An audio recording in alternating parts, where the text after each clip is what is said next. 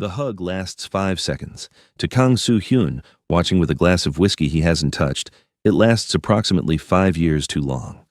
Park Seon-jae, silk suits, easy smiles, the one rival who has never once had the decency to look afraid, has both arms around her. Around Zara. His wife, in a red dress Soo-hyun has never seen before, cut low at the back and moving like water when she walked into this room 20 minutes ago, and he had stood very still on this mezzanine and told himself, "Don't." He doesn't move. He watches. Seon-jae says something into her ear. Zara laughs, head back completely unguarded, the version of herself that used to fill their apartment with noise in that first year before Soo-hyun burned everything down and rebuilt the walls higher. She laughs like she has no idea anyone is watching, like she is perfectly, dangerously free. The whiskey glass finds a railing. Soo-hyun is already moving. He doesn't run. Men like him don't run, but the crowd parts for him anyway. Something in his posture, his silence, the particular quality of a man who has made decisions that cannot be unmade, and he reaches the bottom of the stairs in 30 seconds. He materializes at her side so suddenly that she startles. He feels the small flinch move through her before she controls it, feels it in the 2 inches of air between them, and some cold, reasonable part of him registers that it's been long enough that he can still surprise her, that she no longer tracks his movements the way she used to, back when she knew the sound of his walk from 3 rooms away. His hand goes to her waist, firm, unmistakable, not a question. His eyes go to Seon-jae and stay there with the particular blankness that his men know better than to argue with. Seon-jae, Soo-hyun. Seon-jae smiles the way he always smiles, like he's been given a gift. "I didn't realize you were coming tonight. Zara didn't mention it." Zara doesn't need to announce my movements.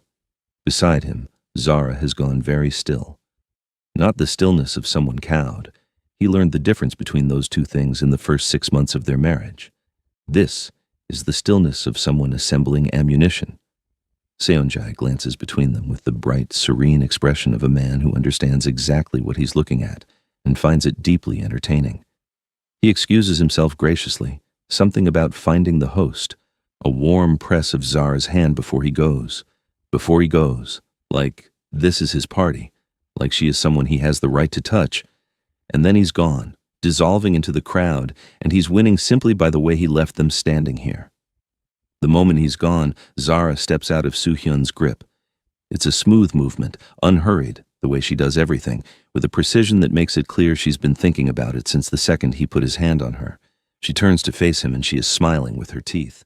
"Touch me like that again without asking," she says very pleasantly, "and I will cause a scene so spectacular they'll be discussing it in 3 languages before midnight. You're my wife." The smile doesn't move. Something behind her eyes does.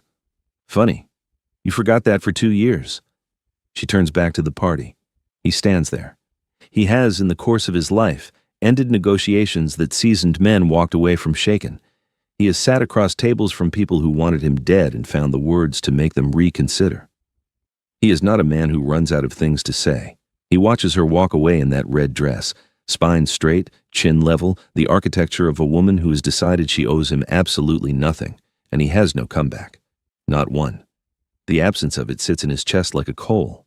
He finds a corner of the room where he can see her without being obvious about it, which is its own kind of defeat. Across the ballroom, Zara accepts a new glass of champagne.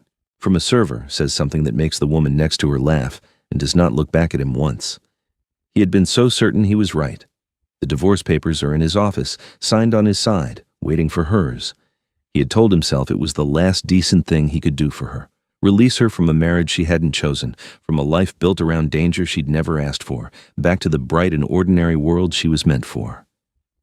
He had told himself she would be relieved. He had not accounted for the red dress. He picks up his whiskey from where a server has discreetly ferried it across the room to him. He watches his wife work the room like she owns it. He thinks, the papers can wait. The car pulls away from the gala, and silence fills it like water filling a room, fast and then completely. His driver, Min-jun, has worked for Soo-hyun for 9 years. He raises the partition without being asked. 1 minute of silence. 2, 3.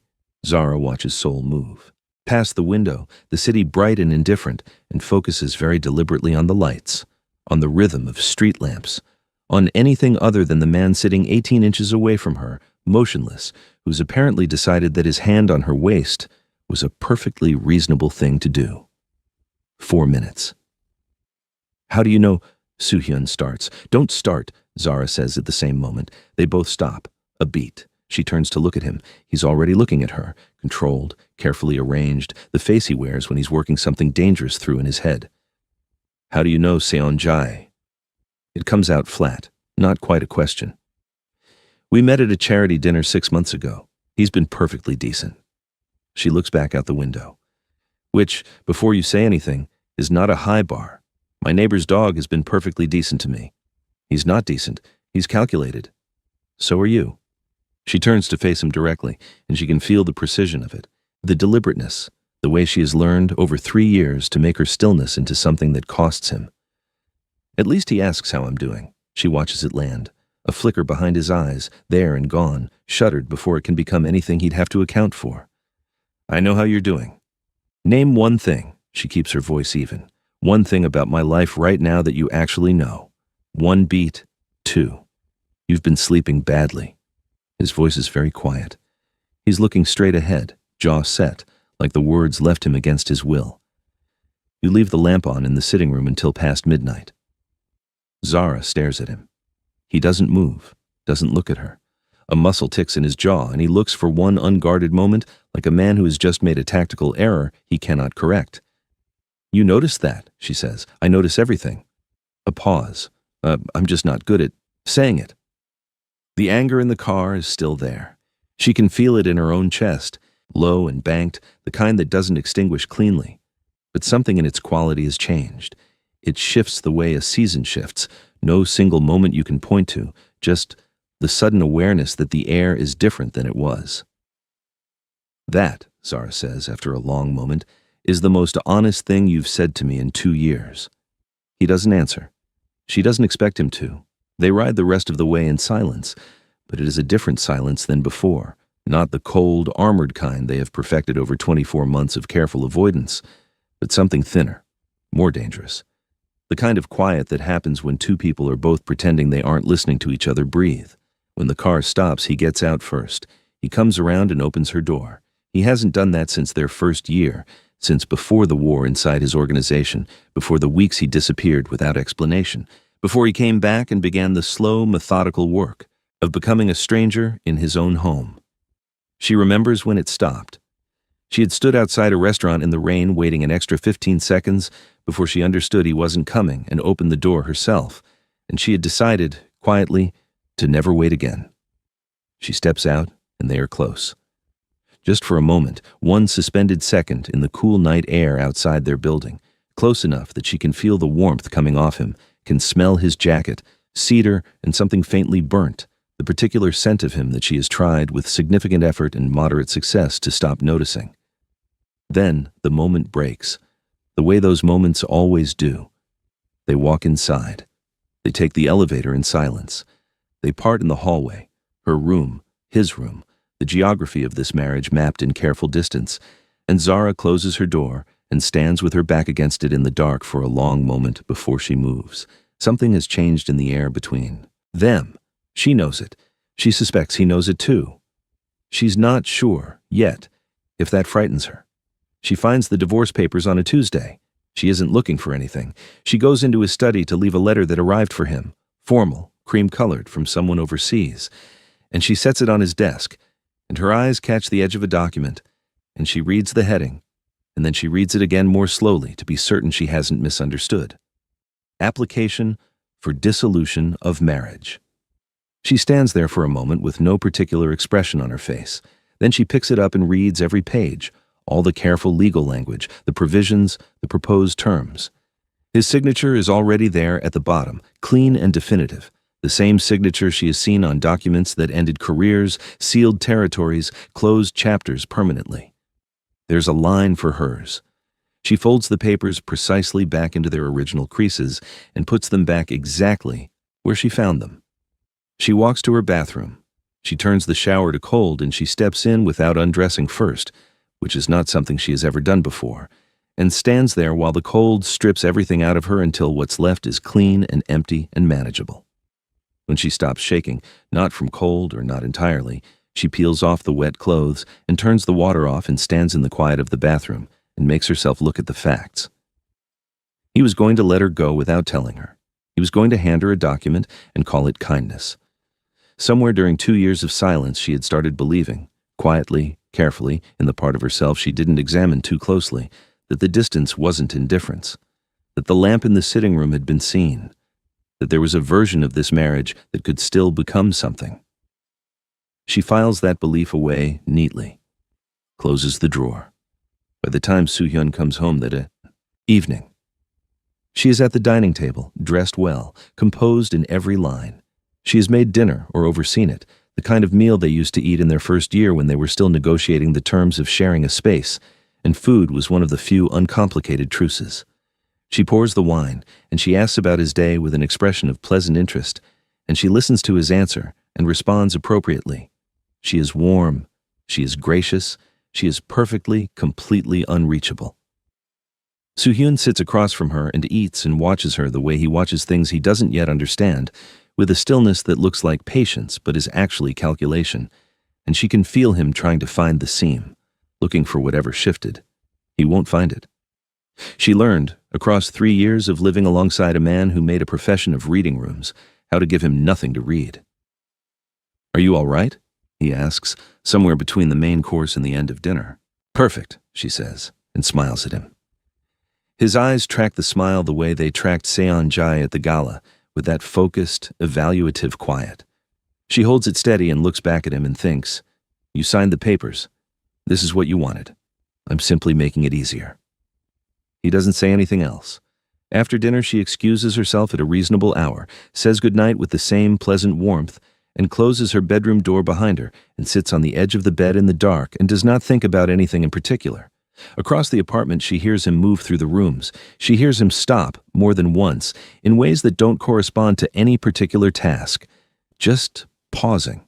The way someone does when something is wrong and they can't name it. He stays up until 4 a.m. She knows because she doesn't sleep either, lying perfectly still in the dark, listening to the silence of a marriage that has already been signed away on one side and is simply waiting for the other hand to finish the job. She does not cry. She decided that in the cold shower. But she leaves her lamp off for the first time in months, and she wonders if he'll notice the difference. He comes home at midnight to find her in the hallway, dressed, keys in hand, coat already on. Soo-hyun stops in the doorway. For a moment, neither of them speaks. He takes in the details the way he always does, assembling the information before he addresses it. The dress, the heels, the fact that she is clearly leaving, not arriving. The fact that it is midnight and she's been unreachable for 3 days, and now she is standing in his hallway, looking like she has somewhere better to be. "Where are you going?" "Out." "It's midnight." "I'm aware of the time." She doesn't look at him. She's checking something in her bag with the focused attention of a woman who has decided this conversation is a formality. "Zara." His voice drops, not louder, lower, the register that functions in his opera world as its own kind of warning system. "Where are you going?" She turns around then, slowly, and she looks at him with an expression he has not seen before, or not like this, not this open, not this deliberate, like she has been storing it for 3 days and has decided, finally, to let it out of its container. "Seon-jae's team is hosting a dinner. He invited me. I said yes." The hallway changes. Something in the air pulls tight. "You're not going. Watch me. He is using you to get to me. Good." The word comes out like something breaking. Not tears. She is nowhere near tears. But fire. The kind that has been running clean and hot since Tuesday morning when she stood in his study holding papers that already had his signature on them. "Good, Soo-hyun. At least someone is using me for something. Because you married me and then forgot I existed. For 2 years I have lived in this apartment like a portrait on the wall, decorative, occasionally useful at events, otherwise completely invisible. And now I put on a dress and suddenly you have opinions about my whereabouts?" He steps toward her. She doesn't move back. She has never moved back from him, not once in 3 years. It was one of the first things he learned about her, standing at an altar while she looked at him with murder in her eyes. She has always taken up her full amount of space. "You filed for divorce." Her voice drops, and the dropping of it is worse than the volume was. Quiet and precise, and aimed. I saw the papers, so you don't get to do this. You don't get to decide you want a wife the same week you decided to get rid of one. Silence. It lasts long enough that she can hear the building, the hum of the elevator somewhere below them, the distant texture of the city outside. Long enough that she watches something move through his face that he can't quite suppress, some rearrangement behind his eyes. He looks at her, actually looks the way he looked, at her across the gala mezzanine, the way he used to look at her in their first year when they were arguing about everything and she could feel him paying attention. He looks at her hands, at the keys she is gripping hard enough to whiten her knuckles. He looks at her eyes and the anger in them, and the hurt underneath the anger that she is working with visible effort to keep covered. I filed them because I thought that's what you wanted. The laugh that comes out of her is short and not a laugh at all. You never asked me what I wanted. I'm asking now. Silence, long, charged, the kind that has weight. Now, she says, is very late, Soo-hyun. She doesn't go to the dinner, but she doesn't stay for him. She won't give him that, won't let him read it as concession or victory or any shape of thing he can hold on to. She goes up instead to the rooftop where there is cold air and the wide, dark grid of Seoul and no one's breathing to be conscious of but her own. She stands up there for a long time. Below her, she knows. She doesn't know how she knows, just that she does, the way you know things about people you've shared air with for 3 years.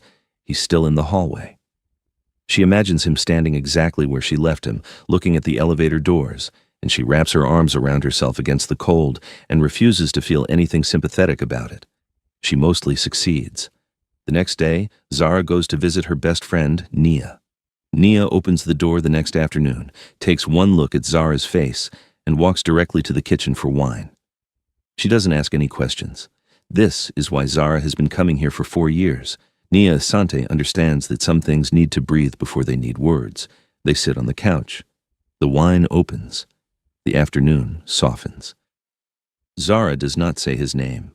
She talks around the edges, the papers, the gala, the hallway, the terrible specific thing about being noticed without being reached for. And Nia listens and refills the glass and says, at one point, I know I'm not supposed to defend him, but that thing about the lamp. And Zara says, don't. And Nia says, I know. And they move on. 2 hours in, a knock at the door. Nia goes, because Zara is sitting with her feet tucked under her and her third glass and an expression that suggests she is done with effort for the day. Nia opens the door. She's quiet for a moment that is slightly too long. Then she says carefully, Zara, without turning around. Zara looks up. Your husband is here. A pause. He's holding jollof rice. Zara unfolds herself from the couch. She walks to the hallway. She stops. Kang Soo-hyun is standing in the corridor of a regular apartment building in Mapo-gu in a suit that costs more than Nia's monthly rent, holding a takeaway container from Accra Kitchen, the Ghanaian restaurant near their apartment that Zara mentioned exactly once in passing 8 months ago in the middle of an unrelated conversation. She had said, there's a place near us. They do jollof that tastes close to how my mother made it, and then the conversation had moved on and she had never mentioned it again, because it was a small thing, a nothing thing. The kind of detail that disappears. He remembered it. She looks at the container. She looks at him. He looks back at her with an expression that is entirely unreadable except for something very quiet in the corners of it, something she might call uncertain, except that she has never once seen him uncertain. How did you find me? You come to Nia's when you're upset. He says it plainly, no performance in it. You've done it 4 times. You came the week after your father's first anniversary, after the Jeju trip, after the New Year's event when I left early. A small pause. I pay attention. I just don't always know what to do with what I notice. Behind her, Zara hears Nia make a very small sound that she is trying very hard to suppress. You can't just show up with rice and expect... I'm not expecting anything. He holds the container out. The gesture is simple, a little awkward on him, which is something she has never seen before. Soo-hyun, awkward, standing in a normal hallway being a normal person who drove across the city because she didn't eat breakfast. You didn't eat this morning. You never eat when you're upset. You think you're not hungry, but then you are, later, and there's nothing. The corridor is very quiet. She's aware of everything at once, the container warm in the space between them, the specific quality of his stillness, which is different from his controlled boardroom stillness and different from his Cold War of their marriage stillness. This is the stillness of someone waiting, not demanding, not maneuvering, just waiting to see what she'll do. She takes the container.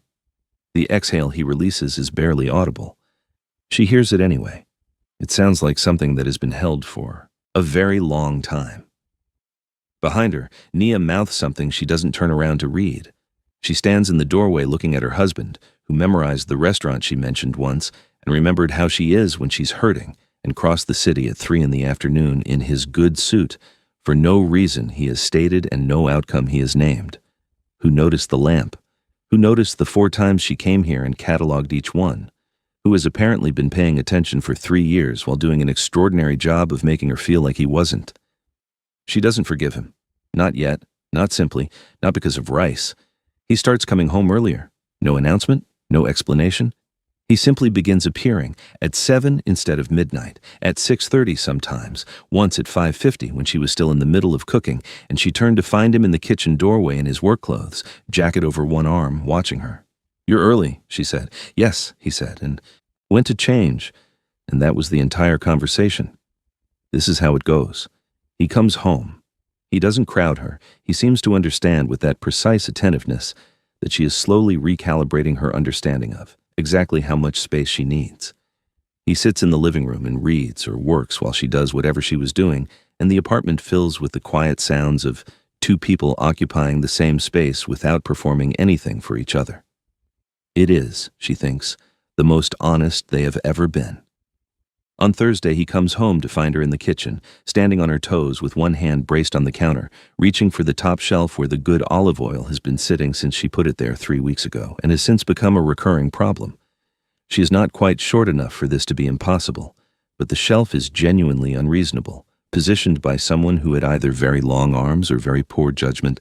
She doesn't hear him come in. His arm reaches past her, unhurried. He lifts the olive oil down in one easy motion and sets it on the counter beside her hand, and she startles and turns, and he is right there, not quite stepped back, still close enough that she has to tilt her chin up to look at him. The kitchen is small. There's not very much space to account for. Neither of them moves.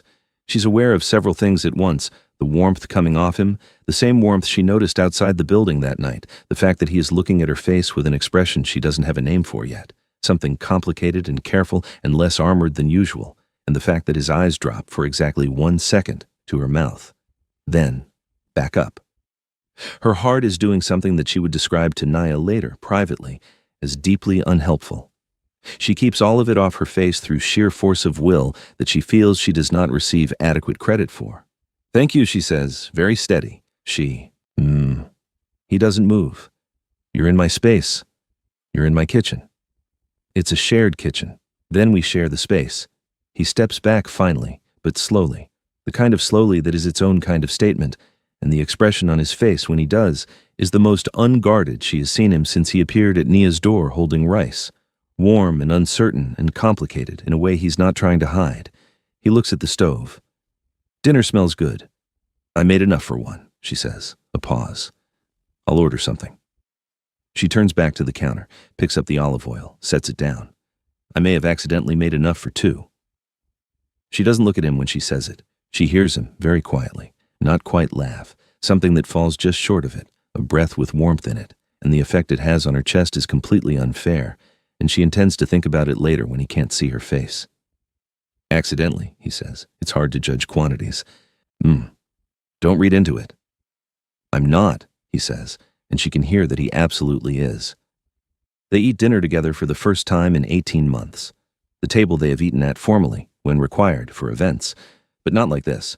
Not just the 2 of them, with no occasion to perform for, no distance maintained as a point of principle. She made jollof, her own recipe, not her mother's exactly, but close enough to matter, and he eats it with the focused attention he gives things he's decided to take seriously. They talk about nothing in particular. Her work, a project she's been consulting on, a problem in his organization he describes in terms vague enough to be about anything, a documentary she watched last week, whether the shelf placement in this kitchen was intentional or a design failure, They do not talk about the papers. They do not talk about the hallway or the gala or Nia's apartment. They do not name anything. But she laughs once at something he says. Ugh, a dry observation, delivered completely deadpan. And he looks at her the way he used to look at her in their first year when she'd caught him off guard, like she's something he didn't fully account for. And she thinks, there you are. When the plates are cleared, she goes to the living room, and he follows. And they sit, not close, a careful foot of space between them, and the evening does its quiet evening things around them. He falls asleep on the couch somewhere around 10. She discovers this when she looks up from her book and finds him sitting with his head tilted back, the particular stillness of actual sleep rather than his usual controlled repose. He looks like this, like a different version of himself, the one that exists under the architecture. She looks at him for longer than she means to. Then she gets up, takes the throw from the armchair, and puts it over him without touching him, and goes to bed.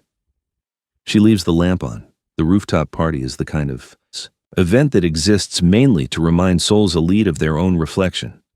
Glass everywhere, catered things on small plates, the particular conversational cadence of people who have nothing to prove and spend the evening proving it anyway. Zara is in the middle of a circle. Seon-jae, two of his associates, a woman she knows vaguely from a charity board, when it happens. Seon-jae has been charming all evening. He is always charming. It is the thing she liked about him in the beginning, before she started noticing that his charm has a direction to it, that every easy smile is angled toward something. He says it lightly, the way he says everything, framed as warmth, as a compliment almost. Zara, honestly, how long are you going to play the devoted wife? Everyone can see you're too brilliant for that arrangement. The circle goes quiet in the way that circles go quiet when something has been said that everyone will pretend. In a moment, they didn't hear. Zara opens her mouth. She's not playing anything. Soo-hyun's voice. Behind her close, she didn't hear him cross the roof. Every head in the circle turns. He steps forward until he's standing beside her. Not in front, beside, level, deliberate, the positioning of someone who has thought about what it means. My wife doesn't perform devotion. His eyes rest on Seon-jae with the particular quality of patience that is not patient at all. She simply has more class than to air private matters publicly, unlike some people in this circle. Seon-jae smiles his bright, untroubled smile. Protective all of a sudden. I've always been protective. A pause. I'm working on being present too.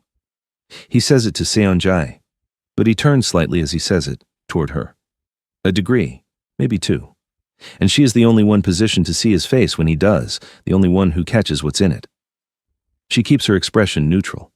She watches Seon-jae read the room, find it no longer favorable, and pivot gracefully to something else. The circle redissolves into noise. Someone refills a glass. Later they find themselves at the edge of the rooftop, the city unfolded below them. She can feel the drink in her hand getting warm, forgotten. You didn't have to do that, she says. I know. Why did you? He is quiet for a moment, not avoiding the question. She can tell the difference now, just finding the true answer rather than the available one. Because he was about to make you feel small, he says. And I've spent 2 years doing exactly that without saying a single word. He looks out at the city. I'm not going to stand there and watch someone else do it out loud. She looks at him for a long time. He's facing forward, the lights of Seoul catching the edge of his jaw, his profile the same controlled, unreadable thing it always is, except that she knows now what to look for underneath it. She's been learning the vocabulary of him slowly, the way you learn a language through immersion, through accumulated context, through the gradual understanding that the silences mean things. She leans her head against his shoulder. Just barely. Just enough. He goes completely still. Not the stillness of someone who doesn't want it. The stillness of someone who is afraid, with a precision she understands now as characteristic of him, of doing the wrong thing with something that matters. He stops like a man who has been handed something he thought was gone and doesn't trust himself not to drop it. He doesn't move for the rest of the night. Neither does she. She hears him before she sees him. The quiet sounds of someone trying not to make any, the particular quality of stillness that means another person is awake in a sleeping apartment. She finds him in the kitchen. He's standing at the window with a glass of water, looking at the city the way he always does at this hour, like the skyline is a problem he's close to solving. He doesn't turn. When she comes in, but his shoulders shift slightly. He knows it's her. He always knows. She crosses the kitchen and sits on the counter beside the window. Their old thing, from year one, before everything. She used to sit here while he made coffee and they'd argue about whatever they were arguing about that week, and it was the first place in the apartment that felt like it belonged to both of them. He looks at her when she does it. Something quiet moves through his face. Couldn't sleep, she says. No. She pulls her sleeves down over her hands. The apartment is cool at this hour, the city outside doing its 3 a.m. version of itself. Still lit, still moving, but slower, like it's thinking. She looks at him, looking at it. Tell me why you really pulled away. He doesn't answer immediately. She waits. She has learned to wait for him, not infinitely, not anymore, but enough to let him find the thing that's true rather than the thing that's available. I had a man. Killed, he says, quietly. No particular inflection on it, which is somehow worse than if there were. Someone who'd been with me for 9 years. He turned on the organization. 3 people died because of information he passed. I made the call. The city moves outside the window. I came home that night and you were asleep. He looks at his glass. You had the lamp on. You were just asleep, with your book on the pillow. And you looked so entirely untouched by any of it, so completely separate from what I'd just done. He turns the glass slowly in his hand. And I understood, standing there, that the closer you were to me, the more of my world would eventually reach you. That it was only a matter of time before something I did left a mark on something that was yours. He sets the glass on the windowsill. So I moved you away from it. I told myself it was the only responsible thing. She lets it sit for a moment. That wasn't your choice to make. I know that now. I'm not fragile, Soo-hyun. I know, I don't think you do. She says it without heat, just precision. You decided I needed protection from the truth of who you are. You decided I couldn't hold it. You made that judgment, and then you executed it without consulting me and called it care. She tilts her head slightly. My father ran an organization that made enemies across 4 countries. I've been watching powerful men manage dangerous things my entire life. I knew who you were when I walked into that church. You were 25, you didn't have a real choice. No, she says, but I'm 28 now, and I'm still here. She holds his gaze. Doesn't that tell you something? He looks at her. Not the careful, evaluative look. The real one, the one she's been slowly learning to recognize, the one that exists underneath all his architecture when he's not maintaining it. It tells me you're stubborn, he says. It tells you, she says quietly, that I stayed. The weight of it lands between them. All 3 years of it, the wedding she didn't choose, the first year of friction and warmth, the night he came home from something terrible and made a unilateral decision that shaped everything after. The 2 years of silence, the red dress, the papers, the rice, the shoulder on the rooftop. All of it, accumulated, sitting in the kitchen at 3 a.m. between 2 people who have been living around the edges of something they haven't yet said out loud. He pushes off the window and crosses the kitchen slowly. He stops in front of her. She's on the counter, so they are almost level, eye to eye nearly, the closest they have been to equal footing since the altar. If I asked you to tear up the divorce papers, you already tore them up, she says. I checked the bin 3 days ago. Something crosses his face.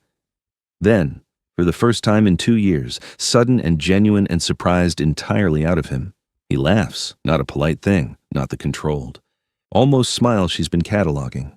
A real laugh, brief and unguarded, and it changes his whole face, and she thinks, there he is. There is the man I accidentally married. She reaches out and fixes his collar. A small thing. It's slightly turned under on one side, has been since he came downstairs, and she's been noticing it for the past 10 minutes. Her fingers straighten it and smooth it flat. He catches her hand, holds it there against his chest. She can feel his heartbeat under her palm, steady and fast at once, and she doesn't move, and he doesn't move, and the city goes on doing its quiet nighttime things outside the window. I should have asked you, he says. Not an apology exactly, something more considered. About all of it, what you wanted, whether you were afraid, whether you wanted to leave, whether... He stops. I should have treated you like someone whose answer mattered. Yes, she says, you should have. I'm telling you things, he says, actual things. That's me telling you a thing. She looks at him. The 3 a.m. version of him, No jacket, collar she just fixed, the city behind him, 2 years of damage, and 3 months of slowly finding their way back to the same room at the same hour, his hand around hers against his chest. "I know," she says. Neither of them says anything else. They don't need to. The kitchen holds them in its quiet, and outside, Seoul continues its indifferent glittering. And somewhere in the apartment, the lamp in the sitting room is still on, burning for no one now, a habit that outlasted the reason for it. The tea is wrong. She knows before she takes it from him. She can tell by the color, too dark, the same problem every single time across 3 years of evidence. He makes it like he approaches most things, with full commitment to the wrong method. She takes the mug, takes a sip, sets it down and reaches past him for the pot of hot water without saying anything. "I know," he says. "I didn't say anything. You made the face. I don't make a face. You make a specific face," he says, "that you've been making since approximately month 2 of this marriage. It means you're being patient about something you find unnecessary." She fixes the tea. Their hands brush over the same mug, passing it back. The kitchen is warm, Sunday light coming through the window at its particular unhurried Sunday angle, and there's nowhere either of them needs to be. She sips the corrected tea. He watches her. She has been learning to read that expression. It has taken time, because he deploys it rarely and always briefly, like he's not certain he's allowed it. But she knows it now. She knows what it means when his eyes settle on her with that specific, undefended quality. "You are the only thing in this city that makes sense to me," she lets herself know it. "So what are we doing?" she asks. "We're having tea. Soo-hyun. We're starting over." He says it simply, the way he says things when he's decided. Properly, from the beginning, if that's what you want. She considers him over the rim of the mug. This man who is impossible and aggravating and was absent for 2 years and showed up to her friend's apartment in a suit holding rice and tore up his own divorce papers and laughed at 3 a.m. like something she'd been waiting to see again. This man who notices everything and has been slowly, stubbornly learning to say it. "You're going to have to learn to make tea," she says. "I'll learn. And you have to tell me things. Actual things, not just the lamp. Real things when they're happening, not after the fact. I'll tell you things. And when you make decisions that involve my life, you ask me first.